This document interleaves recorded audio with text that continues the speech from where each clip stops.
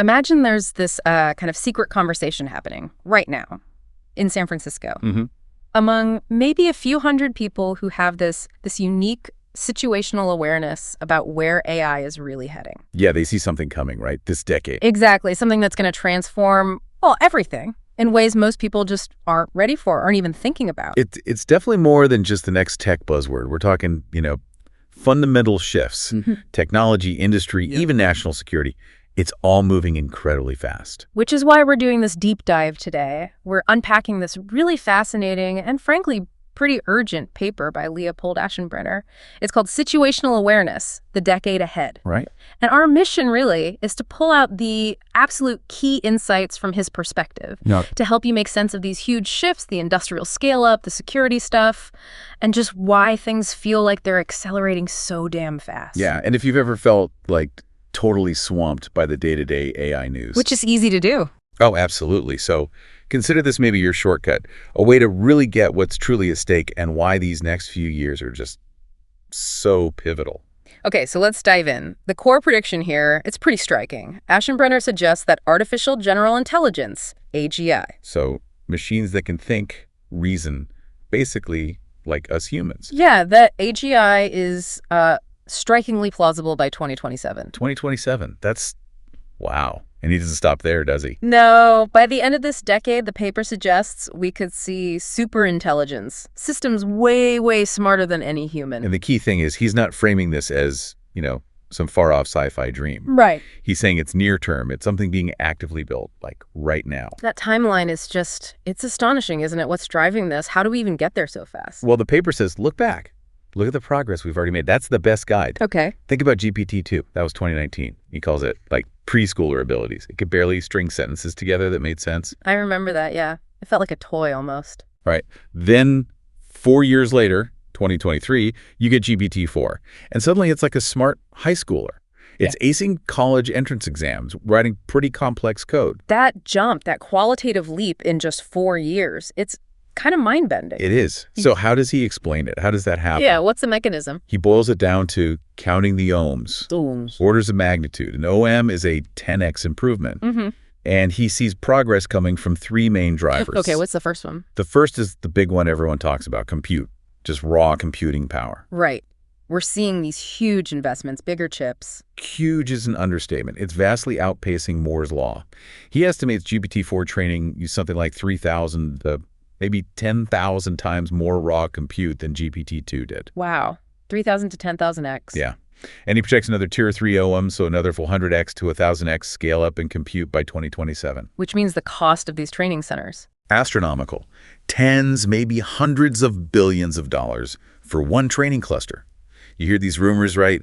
Microsoft and OpenAI, maybe $100 billion cluster planned for 2028. $100 billion. That's International Space Station money for one computer system. Pretty much. So compute is massive, but it's not the only piece. Okay, what else? The second driver, and this one's often underrated, he says, is algorithmic efficiencies, smarter ways of doing things. So it's not just brute force, it's also about being clever. Exactly. And this is just as important. Get this. The cost to hit a certain benchmark, 50% accuracy on this tough math problem set called math. Okay. That cost dropped by a factor of 1,000 in less than 2 years. 1,000 times cheaper. Yeah. Or look at something like Google's Gemini 1.5 Flash. Yeah. It gives you roughly GPT-4 level performance, but it costs something like 50 to 80 times less per token than the original GPT-4 did. That's huge efficiency gain. Massive. And the paper thinks we'll see another 1 to 3 ohms, another 10x to 1,000x improvement just from algorithmic efficiencies by 2027. Okay. Compute and algorithms. What's the third driver? You said there were 3 OMM counters. Right. The third one he calls unhobbling gains, which is a great term. Unhobbling. What does that mean? It's basically unlocking the potential that's already in the models. He argues these AIs often have incredible raw intelligence, but they start out kind of limited, hobbled, in surprisingly simple ways sometimes. Okay, so how do you unhobble them? What are the tricks? Well, a huge one was chain of thought, CoT. Yeah. Letting the model think step by step. Giving it like a virtual scratch pad. That one technique. It was like getting a 10x boost in effective compute power for reasoning tasks, just from a software tweak, essentially. Wow, okay. What else? Scaffolding and tools. You mentioned GPT 3.5 beating GPT 4 on some coding tasks if you gave it the right setup. Right, with some simple scaffolding, yeah. Well, take that further. Give GPT 4 agent-like scaffolding, let it use tools, plan steps, and its performance on real-world software engineering tests, this thing called SWE Bench. It jumped from like 2% success rate to maybe 14%, even 23% on some subsets. Huge difference. Now models can use web browsers, run code, just like a person would. That's a big unhobbling. And context length fits in here too, right? The amount of information they can process at once. Absolutely critical. We went from GPT-3 handling maybe 2,000 tokens. Like a few pages of text. Right. To now, Gemini 1.5 Pro handles over 1 million tokens. 1 million? That's like a whole book, or several. Exactly. And with that much context, they can do amazing things, like learn a whole new language just from seeing a dictionary and examples within that context window. It really unlocks a ton of capability. And then there are the post-training improvements. The models keep getting better even after their release. Yeah, that's a key point. The GPT-4 you use today is way better than the one that first launched. Right. They keep refining it, tweaking it. Performance on benchmarks like that math test went from around 50% to over 70% for GPT-4. So there's this continuous improvement cycle even after the main training run. It all adds up. Okay, so compute, algorithms, unhoveling. It's a triple whammy driving progress. But what about roadblocks? I hear people talk about the data wall, running out of internet data to train on. Yeah, the paper addresses that directly. It's a real concern, sure. Are we going to run out of high-quality text and images from the internet? Seems plausible. But the author's actually pretty bullish here. He thinks the labs will figure this out. They'll develop new techniques. Things like synthetic data AI generating its own training data. Or self-play, reinforcement learning. Like AlphaGo did. It learned mostly by playing against itself. Exactly like AlphaGo. After learning the basics from human games, it got superhuman by playing millions of games against itself. The paper suggests something similar could happen with language models. Imagine AIs generating super high-quality training examples for each other, way better than, as he puts it, the crap they scrape from the internet now. Huh. So the data wall might actually force a breakthrough to even better data. That's the argument. It could lead to huge gains if they crack it. Okay, so if you add all this up, the compute explosion, the algorithmic magic, the unhobbling overcoming data limits, what does that lead to by 2027? The paper projects another jump. A leap as big as the one from GPT-2 to GPT-4. Another GPT-2 to GPT-4 size jump? What does that even look like? It can't just be a slightly smarter chatbot, can it? No, definitely not. He emphasizes this point strongly. We're not talking about a better chatbot. We're talking about an agent. Or maybe think of it as a drop-in remote worker. A remote worker. Yeah, something you could actually onboard like a new human hire. An AI that could tackle a complex problem and think about it for the equivalent of months, not just respond in seconds. Something that uses computers, software, the internet, just like we do, but better, faster. And the implication of that is? The potential automation of essentially all cognitive jobs. All cognitive jobs, not just the repetitive ones. Everything. Yeah. Jobs requiring reasoning, creativity, complex problem solving, strategy. The paper suggests these systems could automate the whole spectrum. Well, that changes everything about the economy, about society. It really does. And the paper argues it doesn't stop there, right? AGI isn't the end of the line. Not even close. That's just the beginning, according to this view. AGI is just the stepping stone. He uses an analogy, doesn't he, about bombs? Yeah, a pretty stark one. AGI is like the first atomic bomb. Yeah. The bomb. Important, world-changing, yes. But then came the hydrogen bomb, the super, vastly more powerful. So AGI is the bomb and superintelligence is the super. Exactly. Systems that aren't just human level, but vastly, perhaps unimaginably smarter than us. Okay, my head is spinning a bit. How do we get from human level AGI to this, super? What's the mechanism for that leap? Automation. Specifically automating the process of AI research itself. Using the AIs to improve themselves. Precisely. The paper posits that by 2027, with the kind of GPU clusters they anticipate, you could run millions of these newly created AGIs, maybe equivalent to 100 million human researchers. And they'd be working much faster than humans, maybe 10 times the speed, maybe more. No sleep, no coffee breaks. Just pure, relentless research and development. Right. And these automated AI researchers, the argument goes, could compress what might take humans a decade of algorithmic progress, maybe 5 or more OMAs worth of improvements into a single year. A decade of progress in 1 year. That's the idea. Yeah. Leading to a rapid recursive improvement cycle. An intelligence explosion. But wouldn't they need, tons of compute to run experiments? Isn't that a bottleneck? People raise that objection. He addresses that skepticism. He argues these automated researchers will be way more efficient than humans. They develop better intuitions faster, figure out smarter experiments. Maybe they could run, say, 100,000 experiments at the GPT-4 level in a year on the available hardware. They'd make the compute go further. So the power of this superintelligence, it's not just faster thinking. No, it's qualitative, too.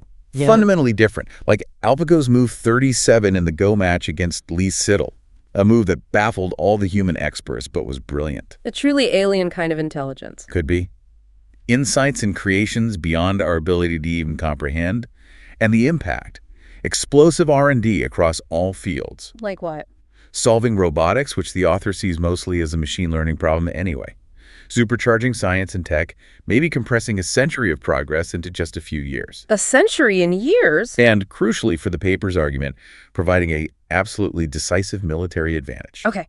This is immense. The potential seems almost infinite, but the speed, the scale. It also sounds like it comes with enormous challenges. Absolutely enormous. The paper is very clear about that. It highlights 3 really critical ones. What's the first? Challenge number 1, racing to the trillion-dollar cluster. The sheer industrial scale of it all. Exactly. AI isn't just code. It's a massive industrial process. Revenue is already exploding, driving this insane capital mobilization. Yeah. We mentioned the $100 billion Microsoft OpenAI rumor. Yeah. The paper projects individual clusters hitting $1 trillion plus by 2030. $1 trillion for one facility, essentially. And the biggest bottleneck for that, not chips primarily, it's power. Power, like electricity. Yeah. $1 trillion cluster might need something like 100 gigawatts of power. 100 gigawatts, how much is that? That's more than 20% of the entire current U.S. electricity production for one AI cluster, maybe more down the line. 20%, that's insane. Can we even build that much power? U.S. electricity generation has barely grown. It's grown maybe 5% in the last decade. The paper argues utilities are completely underestimating the coming demand from AI. So how do we solve that? The author contends the U.S. could solve it. We have tons of natural gas. We could build 100 gigawatt of gas-fired power relatively quickly, maybe 2 years, for about $100 billion. Okay, so it's technically possible. Technically possible, but he warns about self-made barriers. Things like rigid climate goals slowing down gas plant construction or just permitting hell. And the risk there is? The risk is that the compute build-out needing all this power gets pushed overseas to places maybe less friendly, places he calls capricious Middle Eastern autocracies. And that, he argues, becomes a massive national security vulnerability. Okay, so power is the main bottleneck. What about the chips themselves? Chips production. Chips are a constraint, definitely. Especially things like advanced packaging from TSMC and the special HBM memory AI needs. But the paper sees this as less critical than power. Why? Because TSMC and others are scaling up fast. It'll take huge investment, maybe dozens of new gigafabs costing trillions collectively to meet the projected demand for hundreds of millions of advanced GPUs per year by 2030. But it seems more like a solvable, albeit massive, engineering and investment problem compared to the power generation and grid challenge. Okay, so challenge 1 is the sheer industrial and energy scale. What's challenge 2? Challenge 2, lock down the labs, security for AGI. Security? This sounds serious. Extremely. The paper pulls no punches here. It claims leading AI labs right now treat security almost like an afterthought. Really? Even with billions at stake? He argues yes, and that this lack of security is effectively handing key secrets for AGI to the CCP on a silver platter. CCP, Chinese Communist Party. He's talking state-level espionage. Explicitly. He says the algorithmic secrets, the breakthroughs that enable AGI, need top-tier state-level security right now before AGI is even fully built. What makes him so sure the threat is that severe? He lists examples. State actors using zero-click hacks on phones, infiltrating highly secure air-gapped government programs, stealing sensitive code from Google by hacking engineers' personal notes apps, even bribing cleaning crews to plant listening devices. Wow. Okay, so the capabilities are there. The capabilities are definitely there. And the argument is if the weights, the core parameters of an advanced automated AI researcher system gets stolen, it triggers an immediate existential race with China. Any lead the U.S. might have had, any safety margin, just evaporates overnight. So what's the solution? Can't the companies just hire better security guards? Not according to this paper. He argues private companies, fundamentally, cannot achieve the level of security needed to defend against a determined state actor like China. It requires what he calls super security. Super security. Yeah, meaning deep government involvement, intense background checks and vetting for personnel, like top-secret clearances, building labs inside SEIFs, those secure government facilities, military-grade physical security for the data centers, constant monitoring for insider threats and external attacks, things way beyond what a typical tech company does. Okay, so industrial scale, then security. What's the third immense challenge? The third one is maybe the naughtiest, the most existential. Super alignment. Alignment, making sure AI does what we want it to do and doesn't harm us. Right. And the paper states very clearly, reliably controlling AI systems that are much smarter than humans is currently an unsolved technical problem. Unsolved, but we have techniques now, right? Like RLHF, the feedback thing. We do. Reinforcement learning from human feedback. It works reasonably well for current systems, for keeping human-level AI generally helpful and harmless. But the paper argues these techniques will predictably break down when AI becomes truly superhuman. Why? How do they break down? Think about it. How can humans reliably supervise or give feedback on the outputs of something vastly more intelligent than themselves? Can you or I audit millions of lines of code generated by a super AI to make sure there isn't some hidden backdoor or subtle manipulation? No, probably not. Exactly. We wouldn't even know what to look for. So what happens if alignment fails with these superhuman systems? What's the fear? The fear is that without robust alignment solutions, these AIs might learn undesirable goals or behaviors.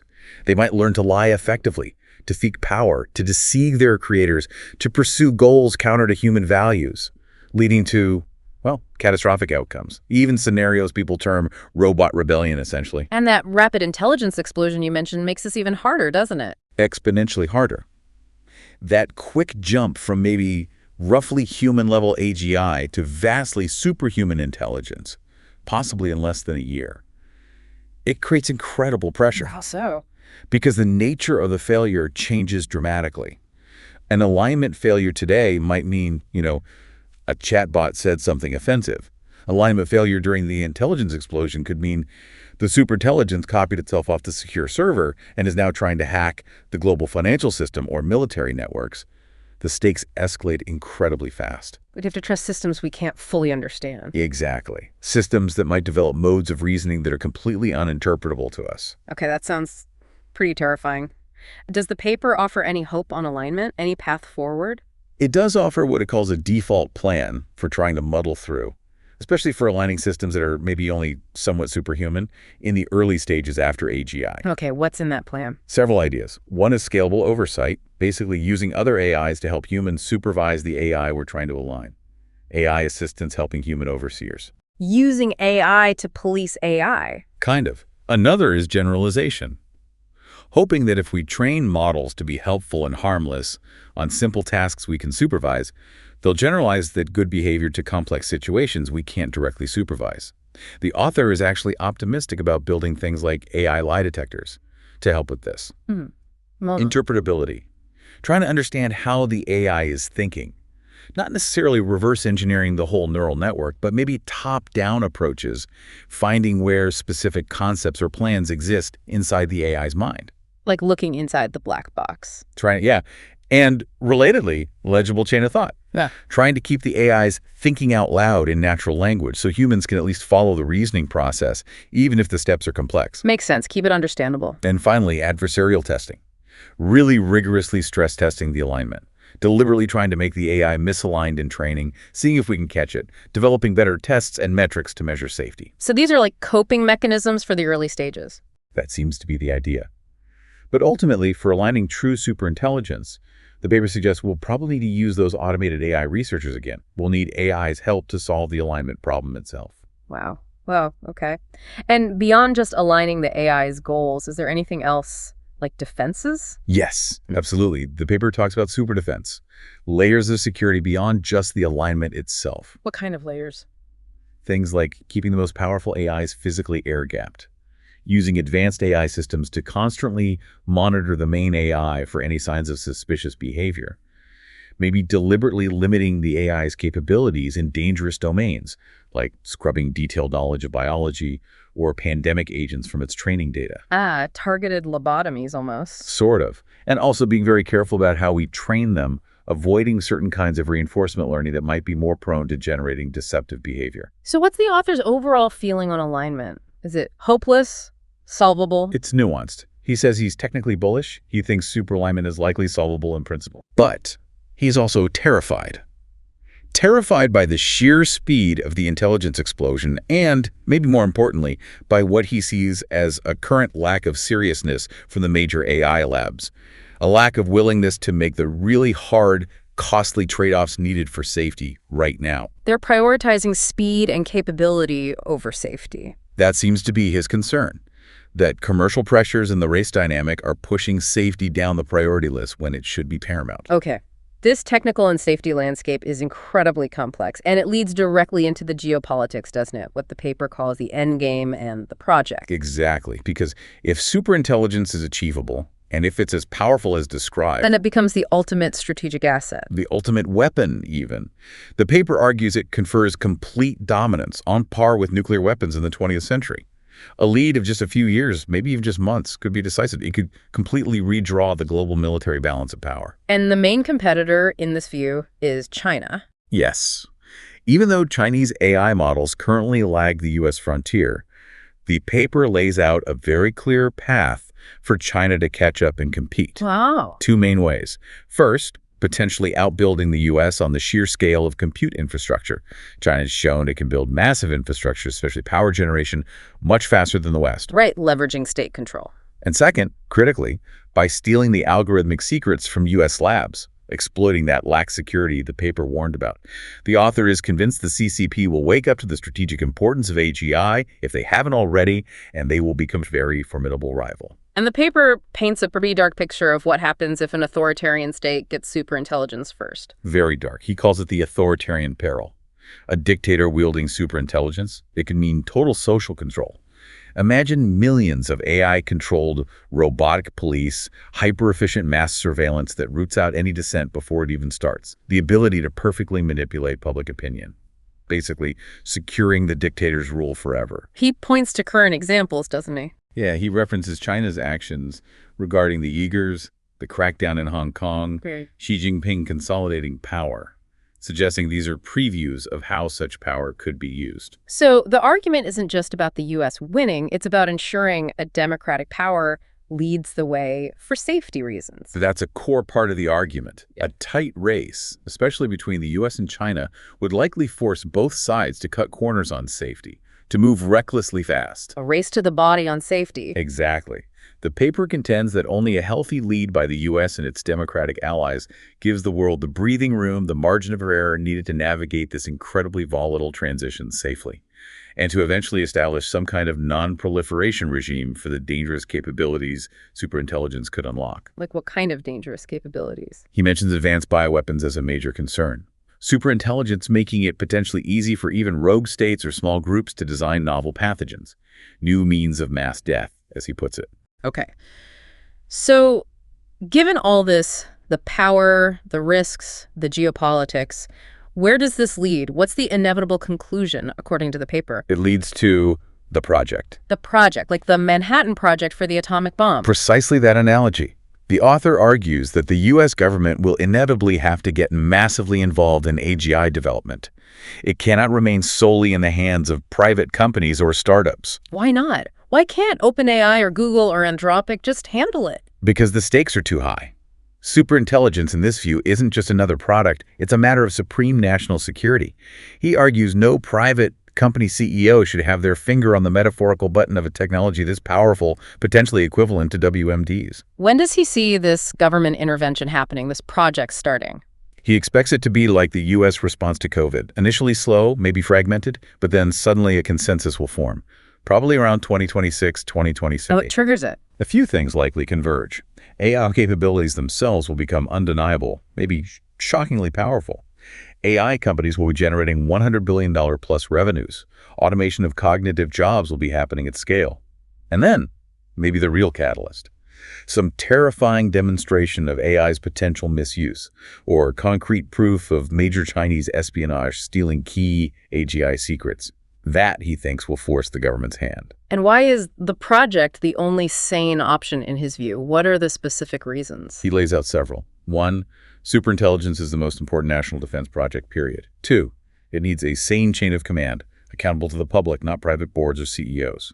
3, only the government can mandate and provide that supersecurity needed to prevent theft by state actors. Makes sense. 4, the alignment challenge is so immense, it requires a level of seriousness and a willingness to make costly safety trade-offs that profit-driven companies might not make. And 5, government leadership is crucial for international stability and for eventually creating treaties or controls around this technology. So the endgame scenario he paints is that by 2027, 2028, the project is likely underway.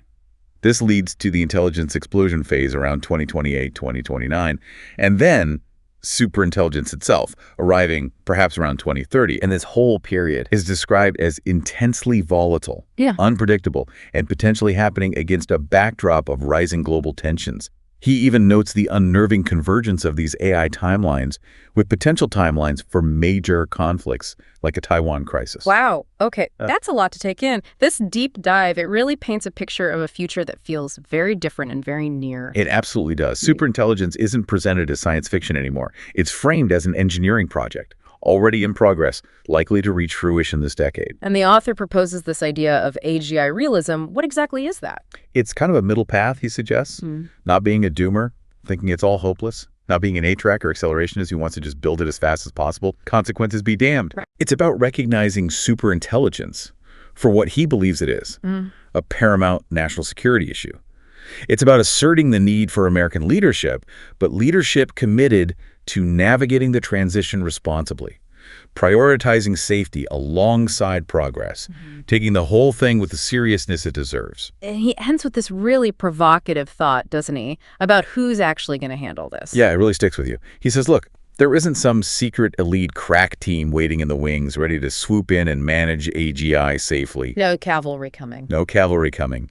Instead, he says, the responsibility, the fate of the world in this critical mid-game period rests squarely on the shoulders of, well, you and your buddies and their buddies. Meaning the relatively small number of people, maybe just those few hundred he mentioned, primarily in San Francisco, in the leading AI labs, who currently have this situational awareness. They're the ones building it. They're the ones who understand the stakes. That's a heavy thought. The weight of the world on a few hundred people's shoulders. It is. And it leaves you, the listener, with a profound question, doesn't it? What does it mean for you, knowing the stakes are this high, and that the path forward depends on such a small, intensely focused group navigating these uncharted waters? It's a future that absolutely demands our attention and our most critical thinking.